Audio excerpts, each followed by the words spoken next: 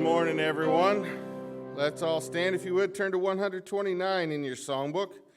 129.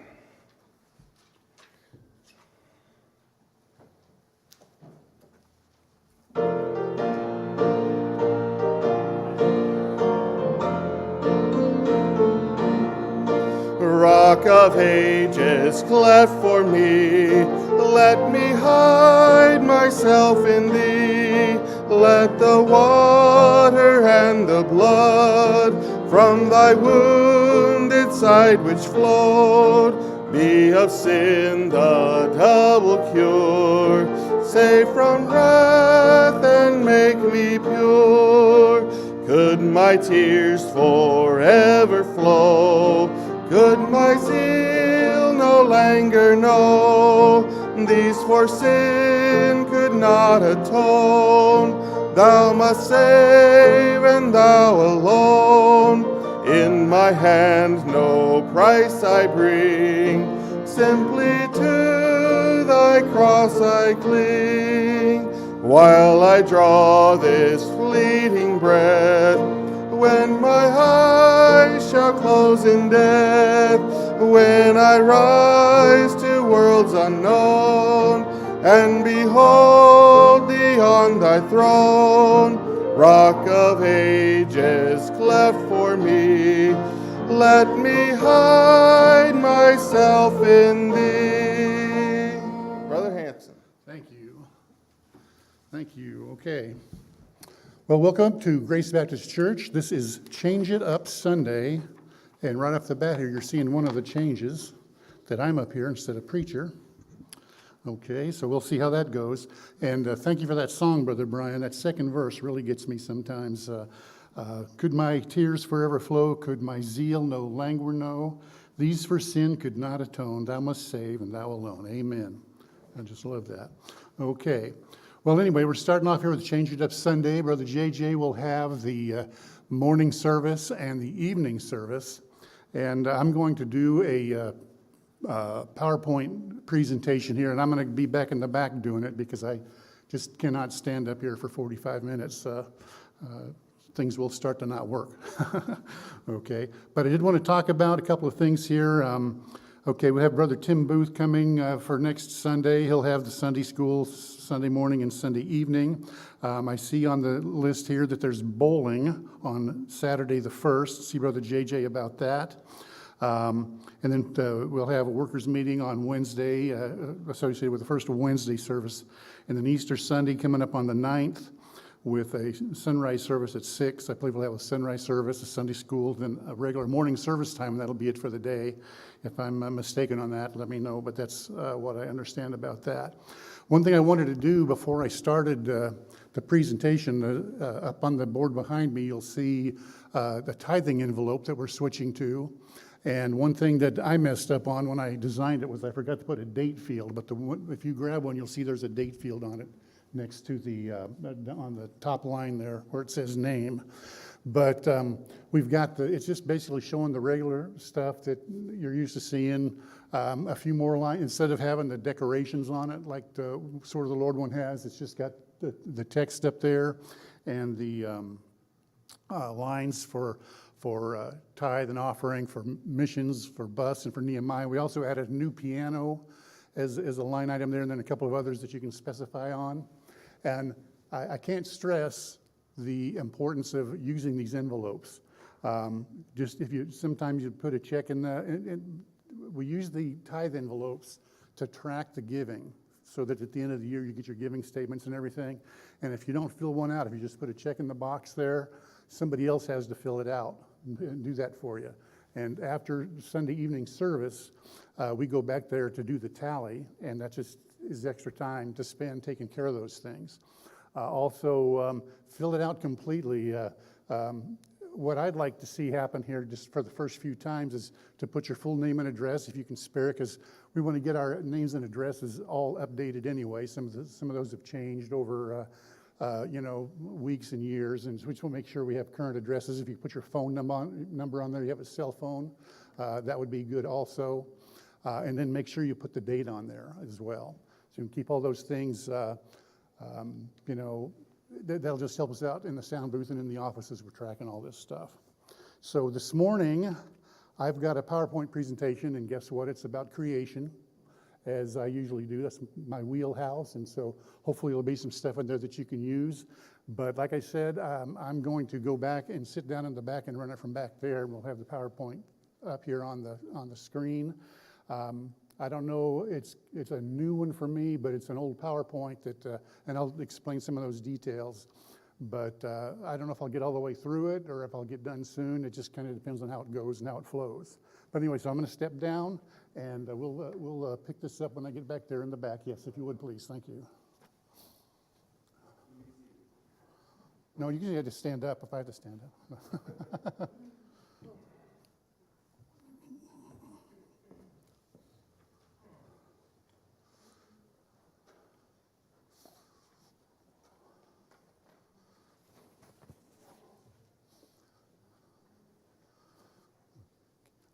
Okay, am I on here? Okay. You get that light back here? Okay, now, thank you.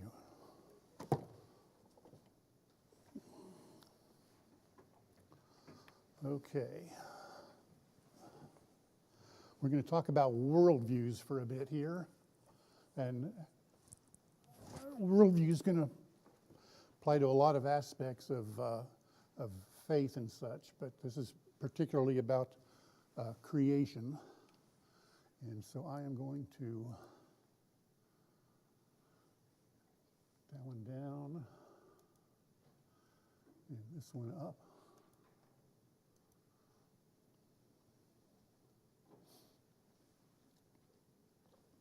Okay, and I'd like to start off with this verse here, but sanctify the Lord God in your hearts and be ready always to give an answer to every man that asketh you a reason of the hope that is in you with meekness and fear. One of the reasons I do this is just to help folks out with their grasp of creation. And I study this and I watch videos all the time. There are a number of scenarios here that are the creation scientists use for beginnings as far as, you know, geology and astronomy and how all these things kicked off. First of all, I want to give credit to Chris Ashcraft, who actually developed this slideshow. He is the curator and he runs the Northwest Creation Network out in the Seattle area. He's at Cedar Park Church. And they have a couple of times a month, they have presentations that they post on the internet, on YouTube. Most of them are pretty good, and they all are of interest to me, being that I've got my interest in astronomy and that aspect of creation.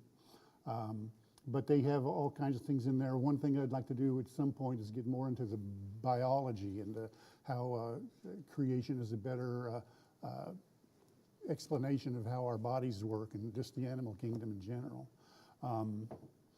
But anyway, this is all I'm just going to, for purposes of being out on live streamed and everything, I just want to mention that all of the pictures and if there's any videos in here that we play, they have all been credited here in the notes of you may not see them up on the screen, but they've all been given credit where credit is due in the notes in the PowerPoint here.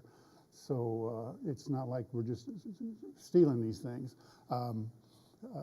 Chris Ashcraft, again, the curator there at Northwest Creation Science, he has all kinds of YouTube videos and other resources on their website and freely encourages the use of these for settings like this. So even though I didn't have to call and ask him and get his permission, permission is implied. And I've changed some of this stuff. He doesn't use the King James Bible, for example. He doesn't make an issue out of it, but they just use a different Bible there. So where I could, I went in and changed the verses to have a King James presence in the slideshow. So anyway, as an introduction, that's kind of what's going on there. Wanted to talk about some some of the things here concerning creation. We really can't prove how creation occurred, right? What we can do is look at the evidence that we see now and come up with explanations for how things got to where they are now. We can't recreate creation. We can't do it. The secular side can't do it. They have their explanations for things, and we of the Christian faith have ours. And for the most part, I think if we do a good job presenting ours and speaking to them with meekness and fear, like the verse says, we can win them over, or at least get them to something to think about. Now that, go to this next slide here. One of the things, if I'm out and have an opportunity to talk to someone, I like to ask this question: can you explain your existence without invoking the supernatural? The times that I've had the opportunity to ask this question, at door knocking or whatever, it really results in kind of a blank stare, because people have to realize that what they believe, if it's not creation as the Bible presents it, that what they believe at the end of the day comes down to a matter of faith in what you've been told either way. And so that's a good conversation starter for me. And of course, I try not to be, I try not to separate myself from the meekness and fear idea, just present it as conversation, but I can get in somebody's face if they get in mine first. And it's hard to lose an argument when you know you're right. So anyway, we'll just go on with this here. This is going to kind of stem from where the the awakening of science as the millennia have progressed here. We'll talk about some of the things here that where early scientists were trying to explain how the solar system worked and such. But I did want to talk about the Big Bang. We'll get to that in a little bit here as far as worldviews, but basically the Big Bang defies physics. And it's almost enough by itself to prove that it didn't happen. But like I said, something that happened a long time ago, it can't be proven either way. All you can do is present better evidence than the other guy. And what is better is in the eye of the beholder, shall we say. But I don't know, maybe a lot of you have heard of the we've had the Hubble telescope out there for decades, I think. And you've seen maybe the deep field, and there may be some slides of this here later on, but you've seen the deep field with one picture of a very small part of the sky with more galaxies than you care to count in it, and just looking further and further back in time. The secular thought is that the universe is 13 or 14 billion years old, and the further out you look, for example, the nearest star to Earth is Alpha Centauri. We can't see it from here. It's down in the southern hemisphere, but it's about 4 light years away. So according to a secularist, when that star turned on, it took the light 4 years to get here, and that would be the first one that would appear. And of course, it's been shining ever since. Sirius is the brightest star in the sky. We can't see that in the northern hemisphere. It's about 8 light years away. So it turned on. It took it 8 years to get here. There's some dimmer ones, I think, that are in between there, but those two are two of the closest stars. And I better move on here. I'll just talk my way out of finishing this thing. We'll cover that stuff a little bit more here shortly, and I'll welcome questions afterwards if we have time for that. Okay. This is a first-century cosmological model of a geocentric universe. Won't dwell on this too much, but basically it's got the Earth at the center with the 4 elements: earth, fire, water, air, etc. This is about 200 BC when this came out, shall we say. It's got the moon and Mercury. I don't know how well you can see that up there, but it's got the moon. Maybe I can turn my pointer on here. And So this is the Earth, the Moon, got Mercury, Venus. This is where the Sun is, since Earth is at the center. And then Mars, Jupiter, Saturn, and then beyond that, the stars. No one knew about Uranus and Neptune and Pluto and anything else out there in the asteroid belt was out there, but no one could see it really or understand that there's anything different out there than stars. But anyway, this is one of the first attempts at explaining how the solar system works. And as far as they knew, this is all there was. Okay. The next slide here is, let's see here. Okay. Tycho Brahe came up with this here, trying to explain some of the movement of the planets. Again, he's got the Earth at the center, but he's got all the planets rotating around the sun except Earth. Again, a geocentric model. Now, interestingly, there are still educated people today on the Christian side who believe in a geocentric cosmos, and I'm not one of them, okay?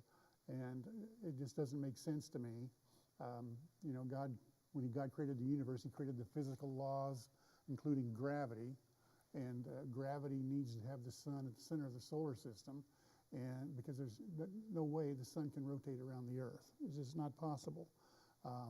But some of these people come up with reasons that they try to make sense of them, but it's just not possible. But this is the system explaining that. You can see the sun with Mars and Venus, Mercury and Venus, Mars, Jupiter and Saturn. And again, this is before they knew of planets further out. Now we've got a system here where that makes sense scientifically with the sun at the center. Of course, this isn't the scale, you know, but you've got the Mercury, Venus, Earth, Mars, Jupiter, Saturn, Uranus, Neptune, and they've even shown Pluto out there. But as our science has progressed, we've got a better understanding. Things make more sense scientifically and line up with the Bible. This is Nicholas Copernicus, and a quote that I imagine translated in English said that he just acknowledged that when you look up the night sky, you can see that this was built for us by the best and most orderly workmen of all, and you know who he's referring to. Okay, so we're talking about worldviews here, and we've got two ways of looking at things, or at least we're going to talk about two of them.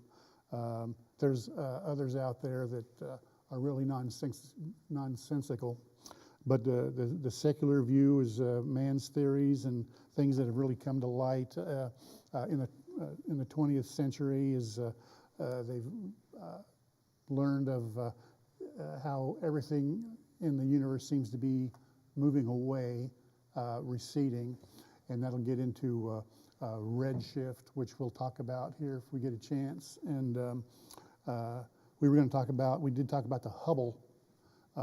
Recently, the James Webb Space Telescope was launched, I think about a year ago it was launched, and it is in orbit in what they call L2, I think, Lagrange 2. I might have that wrong, maybe it's L4, but basically it's a stable region of space around Earth that the telescope can orbit, carry a small orbit in.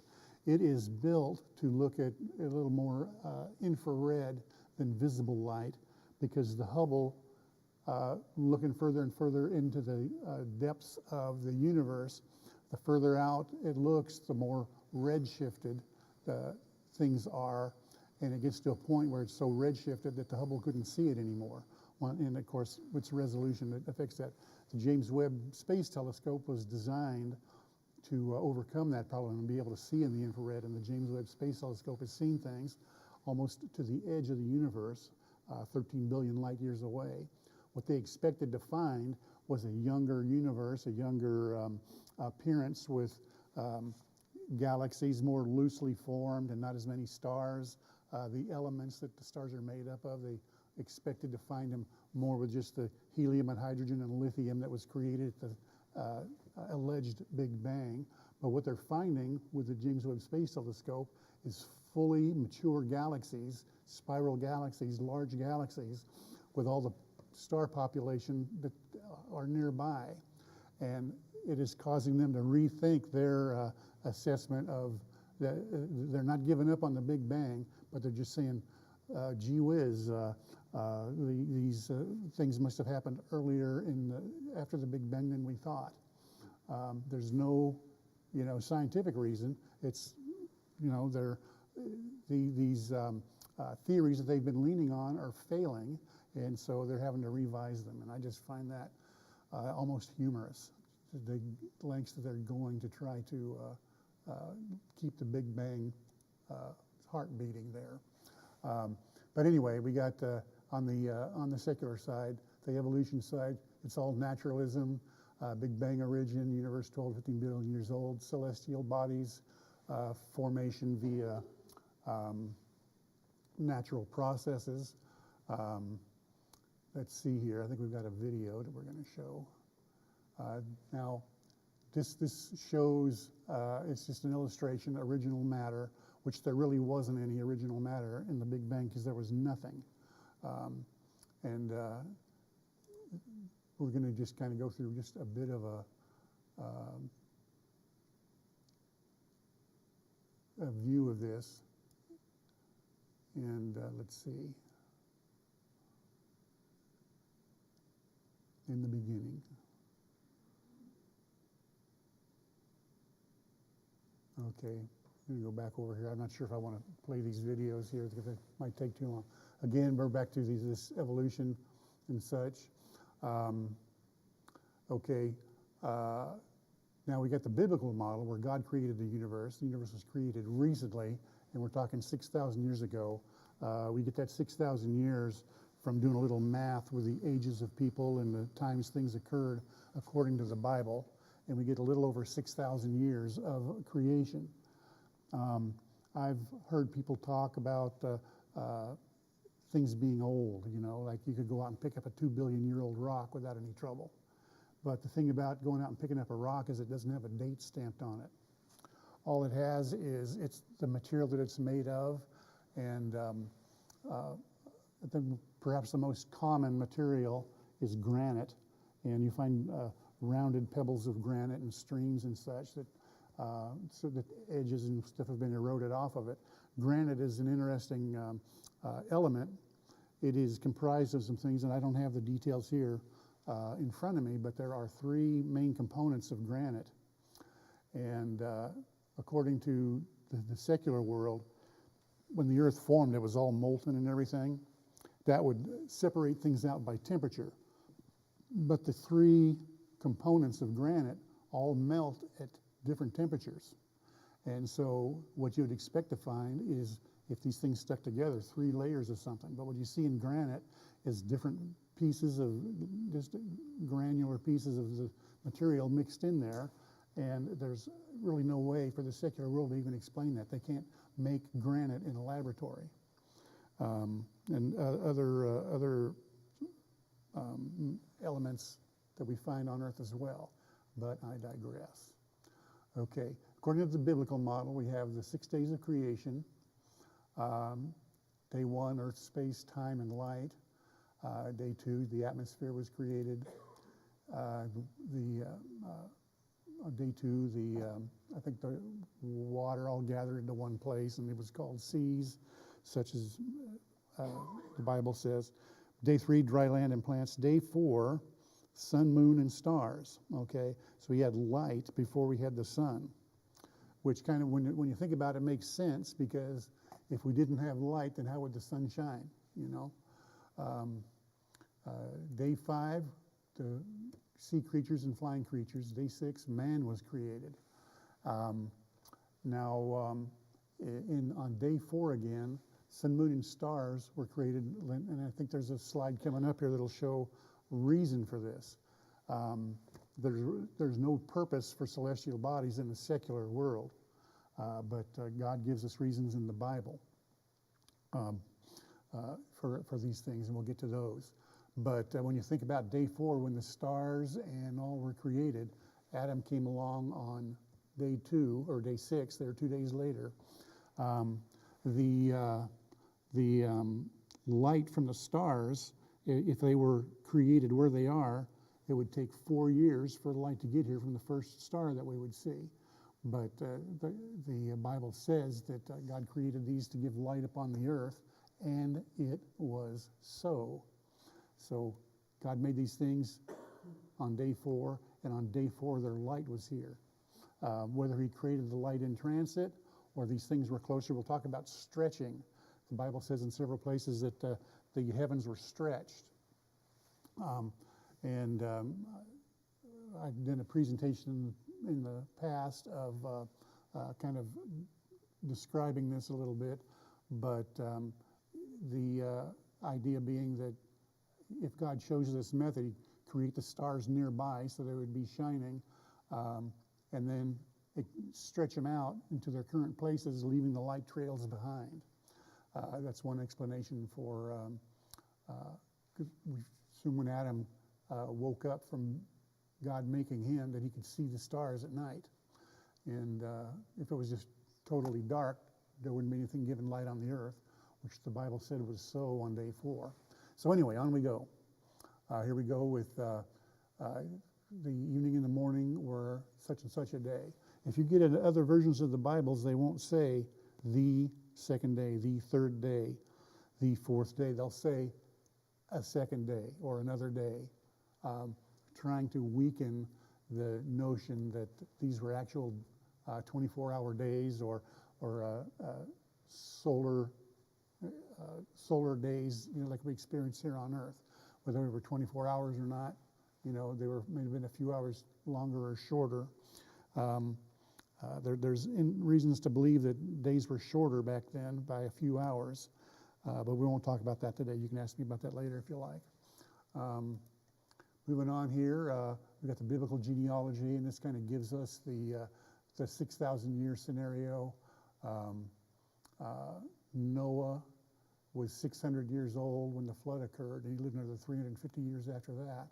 If you look at this timeline here, Jared and Methuselah both had a little bit longer lifespan, and so we'll look and say Methuselah was the oldest man. Well, this is the genealogy of Noah, and there could have been other people that lived longer than this that aren't in the genealogy, because all of these people had sons and daughters besides those that are listed here. The Earth's population, when the flood occurred, was probably in the billions, just from the way that they procreated here, and living long enough to just keep having kids. Incidentally, the 8 people that got off the ark when the flood ended, even according to the exponential increase in population since then, gives us about the 7 or 8 billion people that we've got now. And other secular explanations like man evolving out of earlier primates and such, there's just no secular explanation that makes sense. You can chalk another one up for the creation side there. Okay, let's go on here. Okay, this I find interesting. We talked about the Big Bang, and nothing existed, and then there was something that occurred, and all this matter came out of nothing. You look at the space, you look up at the night sky, and you see the stars and the space between them. There's much more space, empty space between the stars than there are stars. I'm trying to remember. It was an amazing little thought here that all the stars in the universe could fit inside of a circle less than 9 light years across, and it might even be less than that. When you think about the trillions upon trillions upon trillions of stars out there, that's really amazing. But here God spoke the universe into existence, and I like that. I like it. Our foundation, our resting place is God's Word, the Bible, and He spoke the universe into existence. And it'd be interesting to maybe never be able to do it this side of heaven here, but the actual act of creation being His voice and speaking the universe into existence. To actually see how that works, I bet that there's something to do with sound waves and such in there. Now, I've never heard anybody say that, and I'm totally speculating here, but I just find it interesting. But anyway, in Genesis 1:3, God said, "Let there be light," and there was light.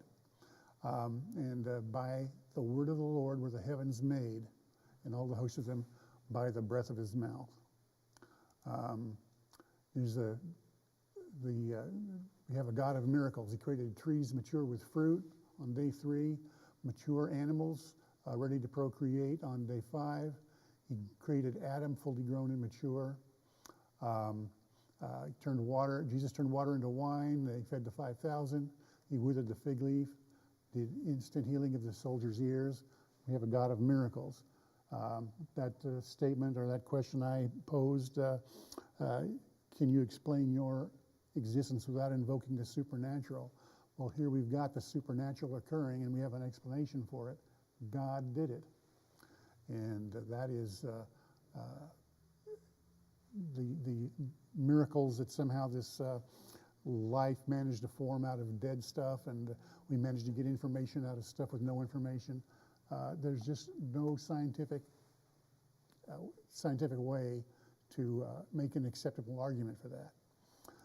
Here we got God stretched out the heavens now. We talked about that. That has kind of lost some of its, I don't know if you want to call it popularity in thinking. One particular creation scientist, Russell Humphreys is his name, he had noted that when the Bible talks about stretching, it likens it to stretching a tent. And his tents don't stretch very much. Now, personally, he's smarter than I, and I yield to his studies and everything, but to me, stretching the heavens doesn't have a limit, really. And also, you might stretch things a little bit. If we stretch the distance between the stars a few light years, when we're talking about a 13 billion, or actually 28 billion light years across the universe, that isn't stretching it very much. It seems like a lot because of where we fit in that space frame, shall we say. But I think that God stretching the heavens is still a good place to go when you're talking about creating stars nearby, moving them out, leaving the light trails so Adam would see them on day 6. But we do have some several verses here that make mention of the stretching of the space here. Okay. It says, we don't have 17 of them, but 17 times the Bible declares that God stretched the heavens. Okay, so, like I said earlier, this is what I was referring to. If the cosmos is the result of natural processes, then the celestial bodies have no purpose. But we're going to find again that they do. Here's day 4 in Genesis 1:15. Let them be for lights in the firmament of the heaven to give light upon the earth. And it was so. So all the celestial bodies shine, and we see them down here, and they have their purpose. Different purposes here. We got signs. They divide the day and the night for signs and for seasons and for days and for years. Got constellations that go around. That as the earth spins, we see them progress, through the night sky from summer to winter, back to summer again. Orion is prominent in the sky in the winter, and it's getting now where Orion is setting as spring passes by here. But it's quite a brilliant constellation, probably one of the most recognizable ones in the sky. This is some interesting artwork for these things, and to me, I don't know, they don't really fit the stars, but somebody took the trouble to draw them, and you can tell by the artwork here that it's, fairly ancient, I guess, compared to some that we see. We took the time to draw this stuff. This is all done with computers and stuff now. How easy it is to make these slides, right? And here's Orion. He's got his sword. I think we're going to see the constellation itself here in a minute. But yeah, we can see the constellations as they progress through the night sky. The Earth spinning there in the foreground, if you can see it up there. It's the Earth and the moon going around it. And just tracing, those constellations tracing a path across the sky seasonally. You kind of tell the season by what constellations you see up there, if there's no other way, like snow on the ground or orange leaves or whatever. Some more testimony of the Bible about the constellations being mentioned. The 7 stars, that's the Pleiades. Seek him that maketh the 7 stars and Orion, and turn the shadow of death into the morning, the night into day, and maketh the day dark with the night, that calleth for the waters of the sea, and poureth them out upon the face of the earth. There's the water cycle for you. Okay, just moving on here. Again, in Job 9:9, which maketh Arcturus, Orion. In the Pleiades, Arcturus isn't a constellation, it's a star, but in the Pleiades is a cluster of stars, but the Bible makes mention of them. They're significant, the stars being significant enough for God to have his prophets write about them. Canst thou bind the sweet influences of Pleiades or loose the bands of Orion? All right, so I think we're going to see Orion here. There's it's kind of a very recognizable constellation. His belt, sword hanging down there. This is Betelgeuse up here. I think Rigel down here. But Betelgeuse is in the news here. They think it's going to go supernova very soon. And that is, if that happens in our lifetimes, that's going to be something, because it will probably outshine the sun for several days and make nighttime seem like daytime if Orion is in the sky at night. If it's in the daytime, we'll be casting 2 shadows. That's just going to be something. Okay, but that's not why I showed this, but that's just something that I happen to be aware of from some of the things I've read and such.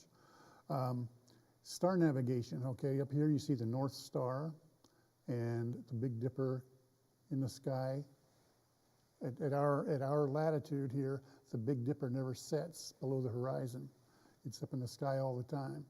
Now, if you're down at the equator, it would set. Well, no, it wouldn't. It's if you're up at the North Pole, it might. But we'll just see, here's a star trail. This is a picture that somebody put together. He took a picture of the Grand Canyon, and then he had a telescope or a camera at night pointing it up here at the North Star, opened the shutter for 15 or 20 minutes and got star trails, and he put these pictures together. It's kind of neat to look at, but again, we're talking about the use of the stars here, and I think Mr. Ashcraft used this just because it's kind of cool looking. These are some of the instruments that were used. The astrolabe was earlier. Sextant came along in the, 16 or 1700s. Some of you may know better than me when these things happened. But these are used to check the altitude of the stars, and you check it from different directions and get an idea what time it is at night and where you are longitude and latitudinally when you're sailing in the ocean. There's no road maps for the ocean, and these people that were using these things in the 1300s, 1400s, up through even 16, 17, 1800s. The bright stars, they knew the coordinates of them from when they were on land, and they could plot their approximate location using instruments like this. The sextant came along. It was invented independently in both England and America, according to some notes I've gotten, about 1731. And God put those stars up there so people could navigate in the ocean. Okay, now this is a time sequence here of the moon over the course of a month. There's 1 month, another month, another month. Now, it's not exactly a month because the moon actually takes about 29 or 30 days approximately to circle the Earth. But it's kind of a clock, okay? We've got days, an Earth rotation, month, a moon orbit, and a year, the Earth around the sun. Interesting, these are all from signs in the heavens. Where did the week come from? I mean, a week is a very common length of time here for us. work week is based on it, but the idea of a week comes from the Bible. Here's a quote from Exodus 20:11, "For in 6 days the Lord made heaven and earth, the sea and all that in them is, and rested the seventh day. Wherefore the Lord blessed the Sabbath day and hallowed it." And that's Exodus 20, verse 11. We're right in the middle of the Ten Commandments there. All right, so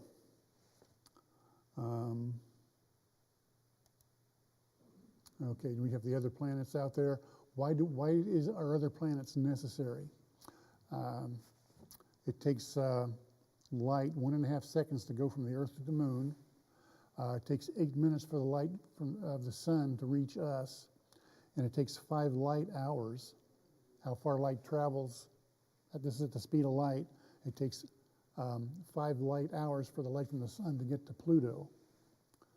Light has a speed limit for some reason. Anyway, all that is interesting. One thing here that the other planets do is help stabilize the distance of the Earth from the sun. Every moon and planet has craters that are grouped more on one hemisphere than the other. We'll say most of them.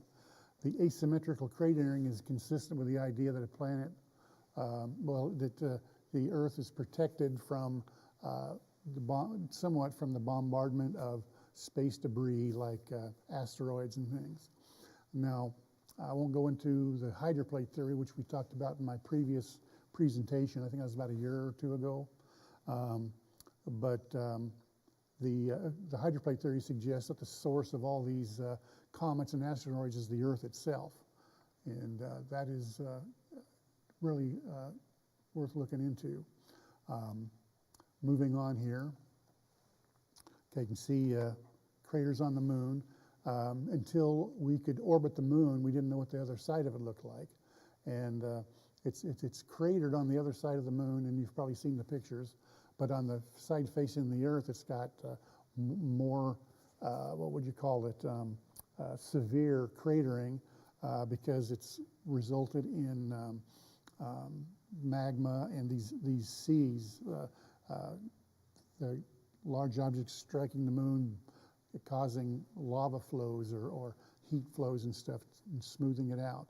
There isn't any of that on the far side of the moon. And that also lends more credence to the hydroplate theory, which has the Earth being the source of all this stuff. When the fountains of the great deep were opened and the debris from the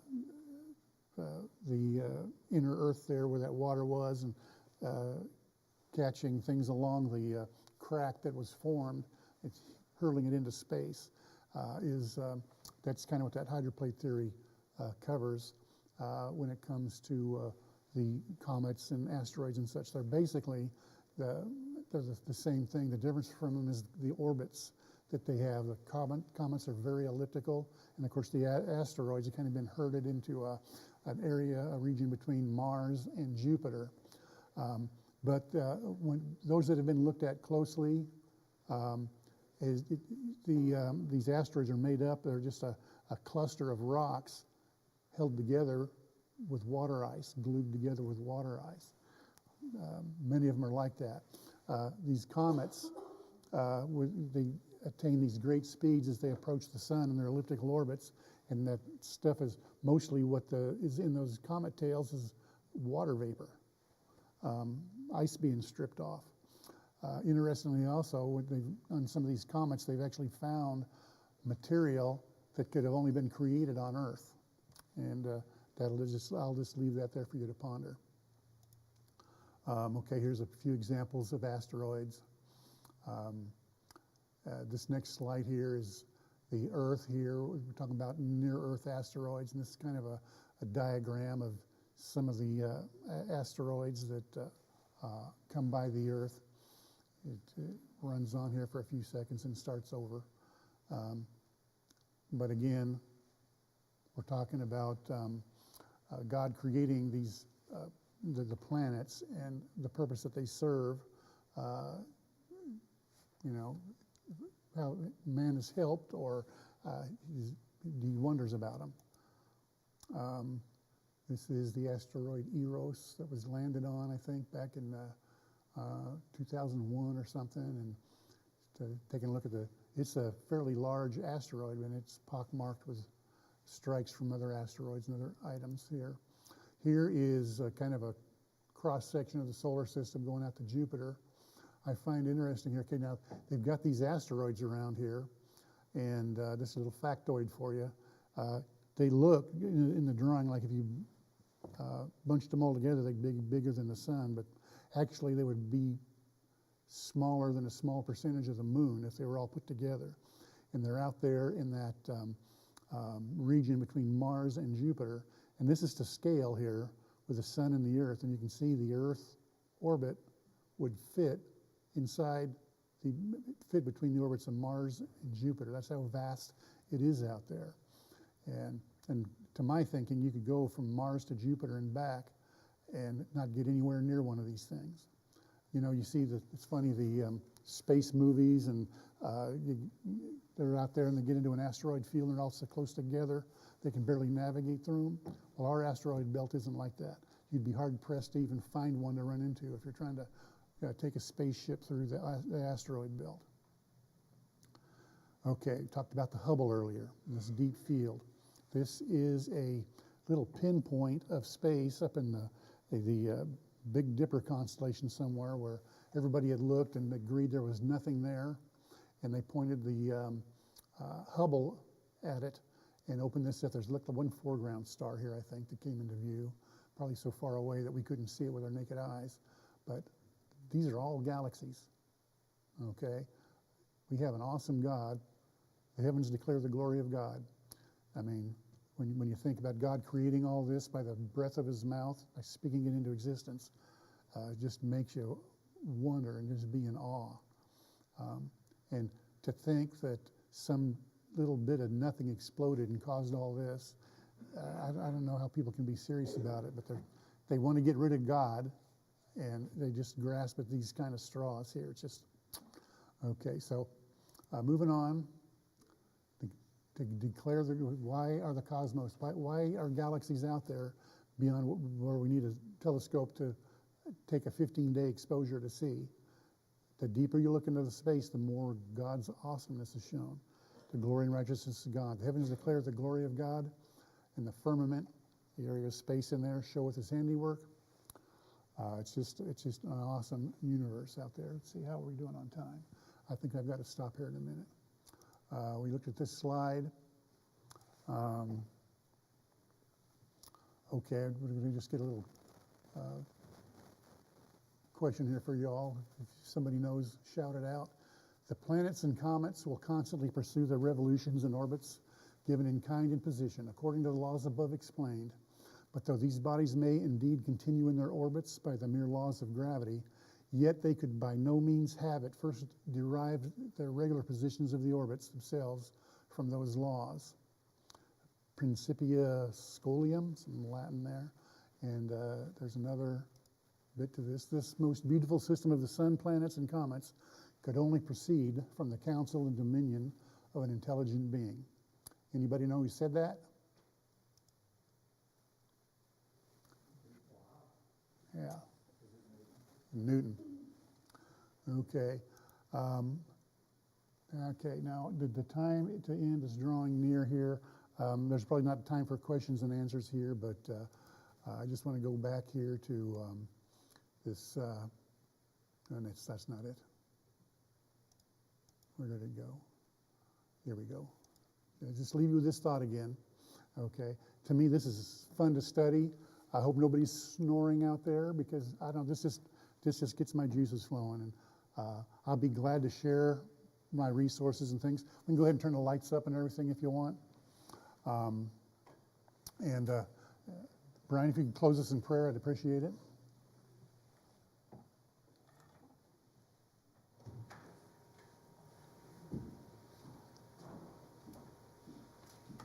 All right.